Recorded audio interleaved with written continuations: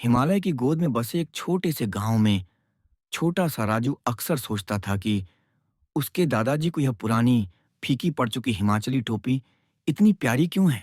यह टोपी न तो नई थी, न ही बहुत सजी धजी, लेकिन दादाजी इसे हर दिन पहनते थे, चाहे खेत में काम करते हों या बाजार जाते हों। दादाजी, आपको ये टोपी इतनी प्यारी क्यों है? ये तो बहुत पुरानी है। दादाजी मुस्कुराते हुए, ये टोपी बेटा सिर्फ एक कपड़े का टुकड़ा नहीं है, यह हमारी पहचान का हिस्सा है। मेरे पिताजी ने यह टोपी मुझे तब दी थी जब मैं तुम्हारी उम्र का था, जैसे उनके पिताजी ने उन्हें दी थी। ये टोपी हमारे परिवार, हमारी धरती और हमारी परंपराओं की कहानियां समेटे हुए है। दादाजी की आंखों में चमक आ गई जब उन्हें वह दिन याद आया जब उन्होंने पहली बार यह टोपी पहनी थी। उनके पिताजी ने कहा था, इसे गर्व से पहनना, क्योंकि यह हमारी जड़ों और हमारी पहचान का प्रतीक है।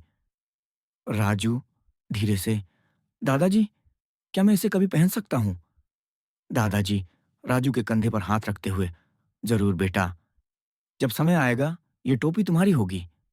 लेकिन याद रखना, ये सिर्फ टोपी पहनने की बात नहीं है, यह हमारे लोगों के प्यार, सम्मान और गर्व को आगे बढ़ाने की बात है। उस पल में राजू समझ गया, यह हिमाचली टोपी सिर्फ एक परंपरा नहीं थी, ये उसके परिवार, उसकी संस्कृति और उसकी खूबसूरत धरती से जुड़ाव का प्रतीक थी। और जैसे जैसे साल बीतते गए, ये टोपी अपनी कहानी सुनाती रहेगी। प्यार, विरासत और पीढ़ियों के बीच के अटूट बंधन की कहानी।